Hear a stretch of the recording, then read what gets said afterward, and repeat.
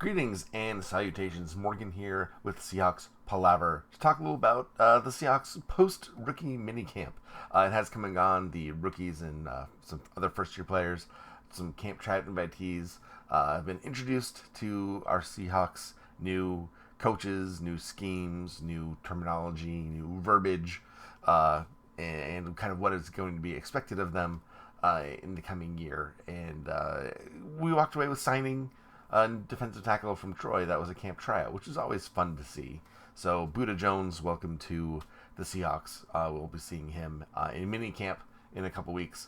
It's great that we have someone named Buda on the team. Too bad that Puna Ford is not still also with us, because that would have been fun to have a Buda and a Puna. But missed opportunity there, coaching staff. But that's okay. we will carry on.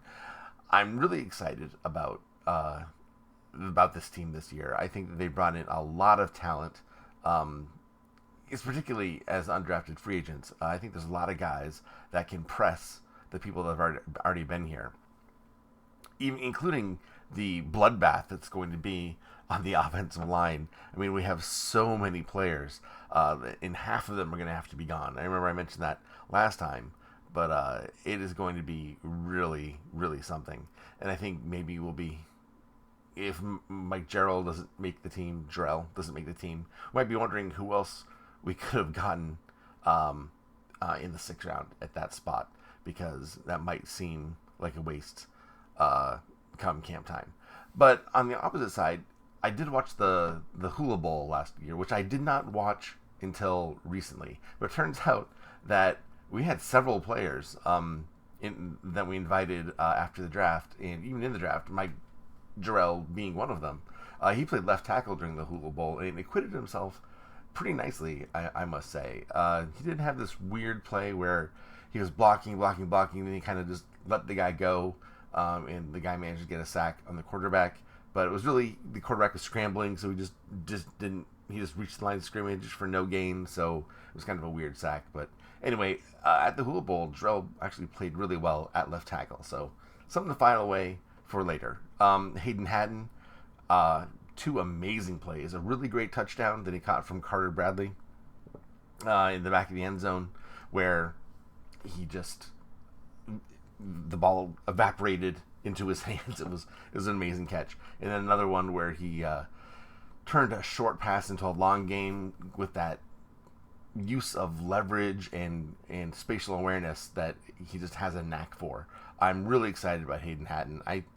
I predict he's going to make the team. I realize that we have a lot of good wideouts, but I think that we'll have like Bo Melton levels of regret if we let him go and not sign him. I just think that this is a guy who's going to have an NFL career.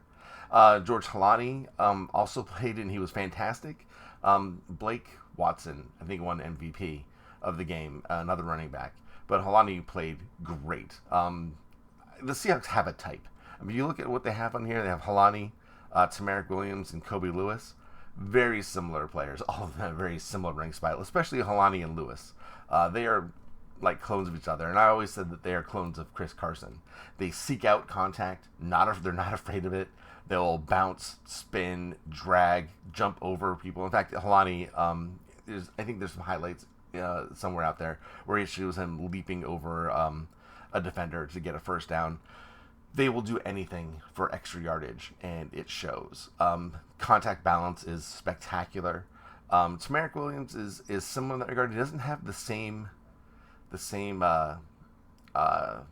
feet, I guess, that Halani and Kobe do. Halani and Kobe Lewis have really great feet. I mean, really, really excellent. To see them, the patience in which they navigate through traffic until a hole opens up, so much like Chris Carson. That was exactly what Chris Carson did. And then this accelerate through and just find space is awesome. Williams is a bit more, how do I explain it? Well, you can watch the highlights for yourself, but there's a lot of North Dakota State highlights out there. But he's a little bit bigger and a little bit faster. He's 6'2", 227, so he's got more on him, a different body shape than Halani and Lewis, who are shorter and a bit lighter. But he gets lucky almost. It's like Like he'll emerge from the scrum and take off for 40 yards, right? Like how did that happen? It's like somehow he wasn't down. He was able to manage to squeeze through and shoot out and get extra yardage. It's a little bit different than Halani in Lewis. He's more of a canine. He reminds me. His running reminds me a lot of Kenneth Walker. So the Seahawks, they have a type. They certainly have a type when it comes to running backs. So that was interesting to see. Another thing that people were wondering about was the drafting two cornerbacks, especially from the same school, DJ James and Nehemiah Pritchett, which is fine by me. I knew that something was cooking up. I had talked about this at length here. That look, the Ravens ran an extra defensive back 79% of the time last year. I repeated that over and over again here, but I knew that they were going to invest in the position, and I knew that Baltimore has a unique brand of like man under coverage that they will run. They flummoxed us with that coverage. They flummoxed the Niners with it. Granted, there's still like a 4-6 zone most of the time. That's the coverage they run most often. But when they do run man under, it is like really creative. A lot of disguises, a lot of pre and post snap motion on the D to sow confusion. And I just didn't think we had people on the roster that could do that. And that Nehemiah Pritchett, DJ James, and even Roe Torrance, and Carlton Johnson too. I mean, I don't know as much about Carlton Johnson, but Roe Torrance was notoriously good at press man coverage.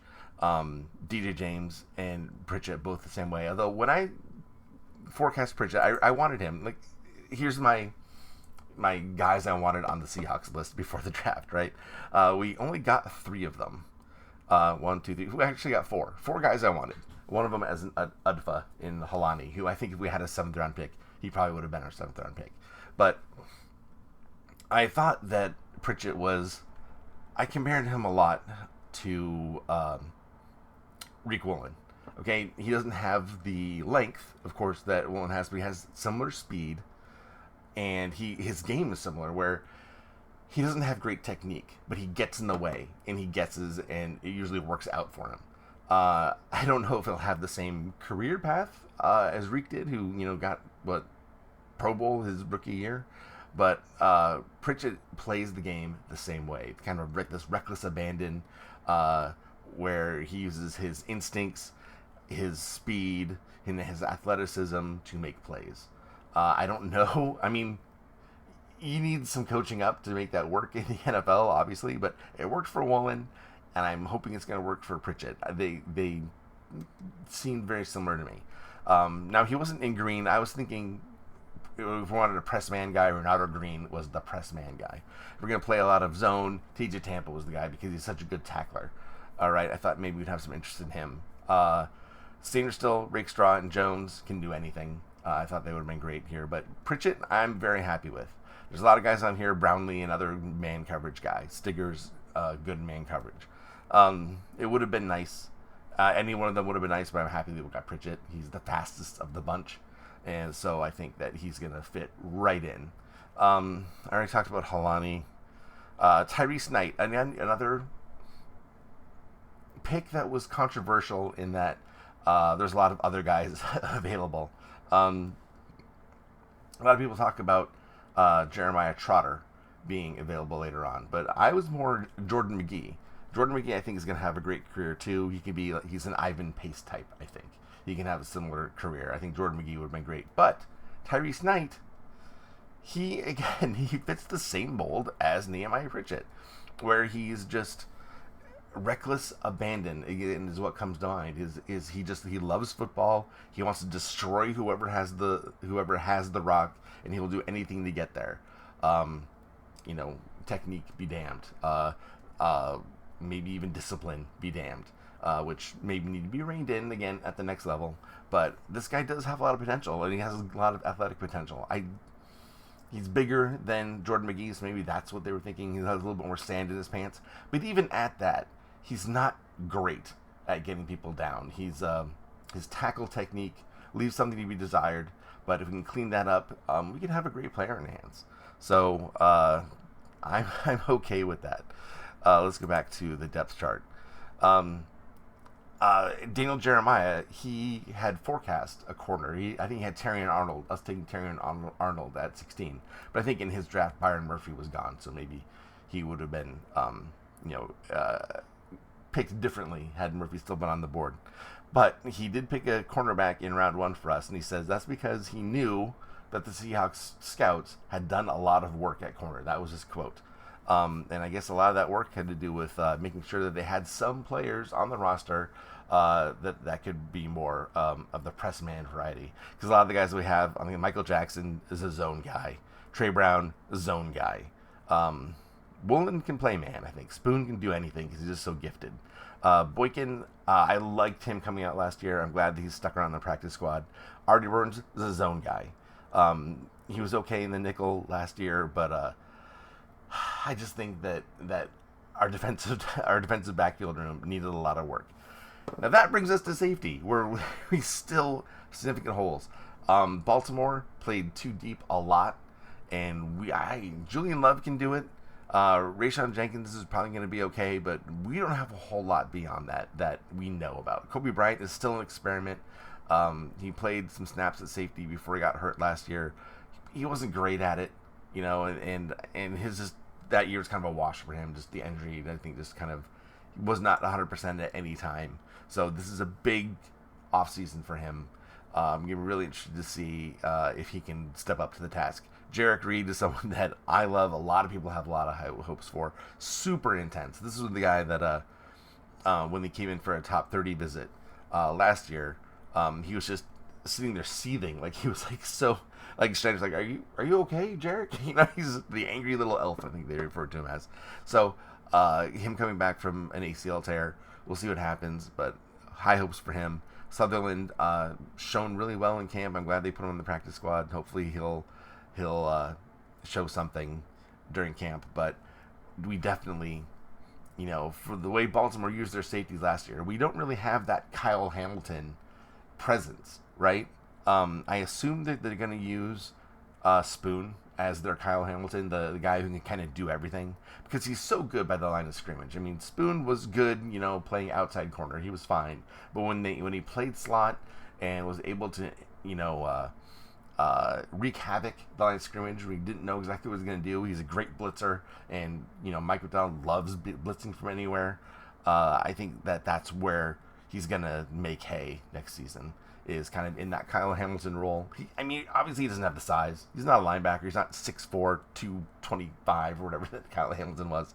But I think that he can do the same things in coverage. And he's a sure tackler. He's not going to be able to play defensive tackle. I mean, Kyle Hamilton actually lined up at DT once or twice for Baltimore last year. That's not going to be happening. But I think that they'll be able to work him into the defense to be the disruptor, you know, the natural disruptor that he is. So that's something to look forward to. And interested to see what Carlton Johnson brings. At the Hula Bowl, I didn't really see him do a whole lot, but it's really hard to see defensive backs in games like that because, you know, the camera's not, you know, following what the corners are doing. They're looking at the cornerback. You don't see the quarterback. You don't see the cornerback until the end. And I didn't really hear his name called, so either that's good or bad. I don't know. The jury's still out on Carlton Johnson, but I'm really interested in the new flavor that they're going to bring to the defensive backfield. With Pritchett, James, Johnson, Roe Torrance adding into what we already got, I'm really excited to see what happens. Safety, bit of a concern. It was a very important position in Baltimore, and we don't really have the talent or depth that Baltimore did. So it remains to be seen. Anyway, I think that's it for me for now. If you have any questions, comments, go ahead and leave them down below, and we will work through to them. I'm excited for what this off-season brings. There's probably not going to be a whole lot happening for a while, but if anything pops up or there's anything else to consider, I will make a video and we'll get together and see what happens. All right, guys, I appreciate you listening. Do the whole algorithm thing. I'd appreciate it. You know, the like, subscribes, comments, and I will talk to you guys later. All right, see you later. Bye.